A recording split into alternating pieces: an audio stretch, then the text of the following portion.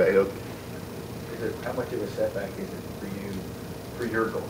You know, and I know the overall goals, but it's, you know. I mean, my goals are the team goals. I really don't have any goals that I want to that I'm just harping on this season. I just want to try to win as many games as possible, and whatever it takes, I'm gonna try to do as much as possible to get there.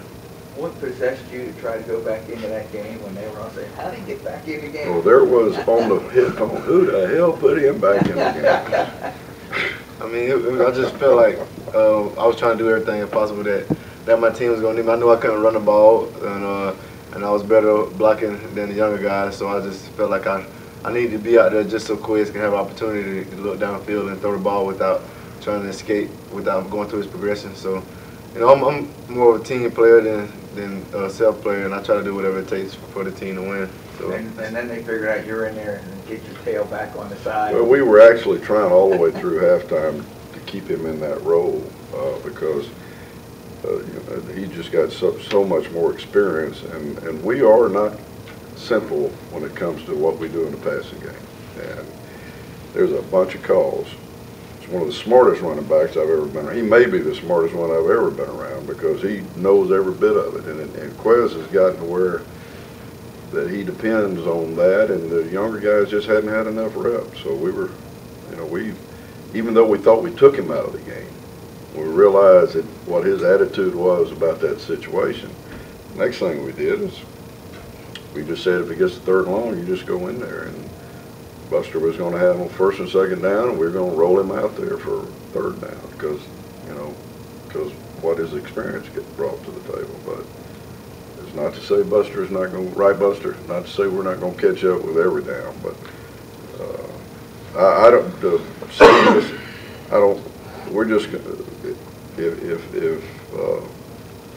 it's the best thing for a football team, whatever Washaun is able to contribute, that's what we're going to do. We're probably not going to know about this for a while, though, to be honest with you. But if there's a player that I would say could just tell us pregame that he could play, it would be this guy. It's almost like the SEMO situation last year. Yeah, we didn't know the pregame. We didn't know until like game time that it wasn't going to happen, right? So it's kind of like that. And Washaun knows what he says, that's what it is. I mean, he knows what he can do. What can you do right now? What do you think the team Nothing. He can't do anything. No. Go to treatment. Go to treatment. Go to treatment. So we're starting at ground zero. Last year, defensively, I thought Chattanooga was as good as anybody you saw. Yeah, absolutely the best. Did they scheme? They knew Cody was the only one they were going to face last year. Did that help them, you think? I don't know that I would, because they're personnel better than. They're basically not complicated. I mean, they're not a scheming. They are. We're here. We're going to just be very tough and very disciplined. I mean, they've got some multiple packages, but it wasn't at a point where we were confused. I can tell you that. It was.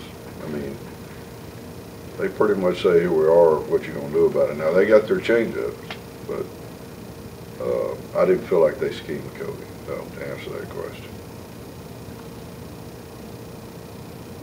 And it's the same bunch, basically the same. They got 8 starters back on offense and 8 starters back on defense, and really good players. And the one they don't have back on, one of the spots that they didn't have back on defense, they filled with a guy that Derek Lott, who was one of the most highly recruited players in the country coming out of high school, who was a transfer from Georgia, who we thought we had here. But Derek's situation for going there, I guess we'd say Washaun was understandable. I mean, it came down to academics. What could best get him in position? The curriculum had more to do with it than anything. That's the way. Yeah. Coach Crowe, do you anticipate the 4 sophomores starting again this week on the offensive line? And Max, would you address how well you all played? He doesn't decide who starts. I expect it. No, I know he doesn't decide who starts. But I mean, do you expect the 4 sophomore starters again, which means not an Odie? And then secondarily, I want Max to talk about how well the line played last week.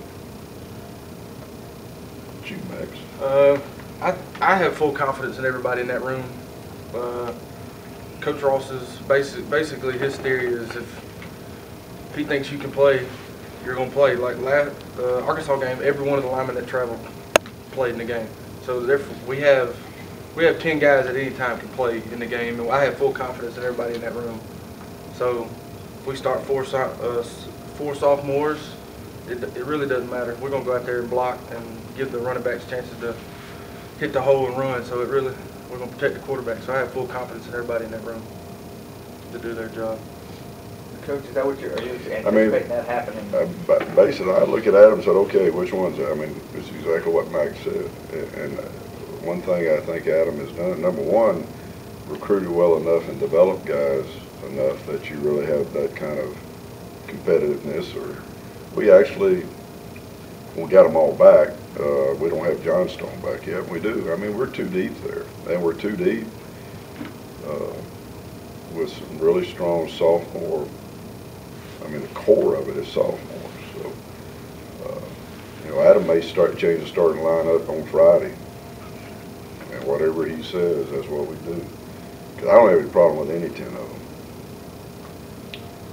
Max, though, he's sitting here because he's the core piece. Did you have a 4-point last semester? Yes, sir. Center's got to do all the mental stuff. So, and he's got a background in this. His dad played for Coach Bryant. I mean, he's been raised to be he's ahead of the game a little bit. He's thought about football and making these calls, and probably in college ever since he was 12 years old. So he's got maturity beyond his years when it comes to handling the environment, so to speak. And how well did y'all play as a group Saturday, Max? I know everybody can improve on what they did, but for that 60 minutes with y'all in there, and you heard what Coach talked about what y'all did all during the weekend, how did you think it went?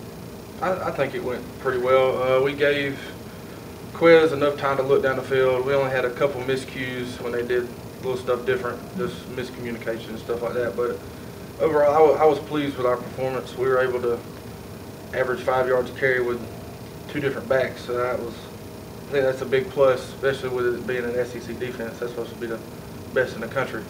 So I was very pleased with our effort up front. Does it matter much to you which one of the two is underneath your center? Because, I mean, you alternate quarterbacks here and there. Who's in the game? What's it like for you guys? Nothing really. It's not much difference. It's just whoever's in there. It's perfectly fine. It doesn't bother me. It's just a pair of hands to you. It doesn't matter who's standing. Basically.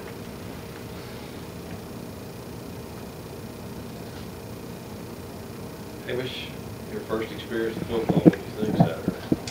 Yeah, it was a pretty unbelievable experience for me. Something I've sort of dreamt about for a couple of years now. So, yeah, it was obviously disappointing we didn't get the win we were after. And I probably didn't punt as well as I should have. Didn't meet the goals on special teams that we wanted to. So that was disappointing. But as Coach Crowe said, we've got to try and come away with some positives from that. And I think the experience for me was sort of, you couldn't get anything better than that.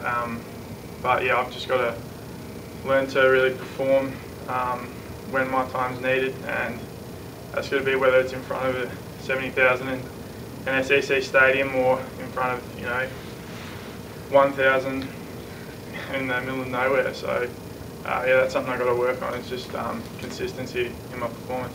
Largest crowd that you've ever been in front of for a game? Oh yeah, by a country mile. pretty big crowd, but yeah. Wow, that's a different continent. Outback or what? Yeah, sure they say that over there too. Yeah, we say that. You gotta say that. We say that too. You hit a home on that one. But yeah, it's a.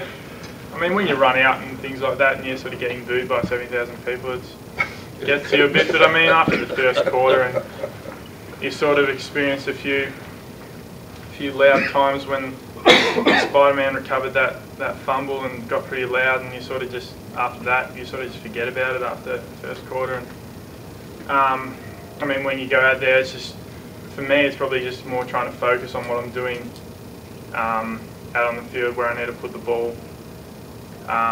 That's what I'll probably try and do going into this week, is just focus on that ball and make sure I'm getting it out in the right spot and not worry about anything else going on around me. So that'll be the goals this week. I mean, I got to see what I needed to see. He was not intimidated. I mean, this is all about technique and refining technique. Now, this guy saw American football starting about last November. Is that about right? Yeah, well, We got a little work to do to get him all the way there, but yeah. he did not blink. He was not intimidated. So we're going to get it. We just need some reps.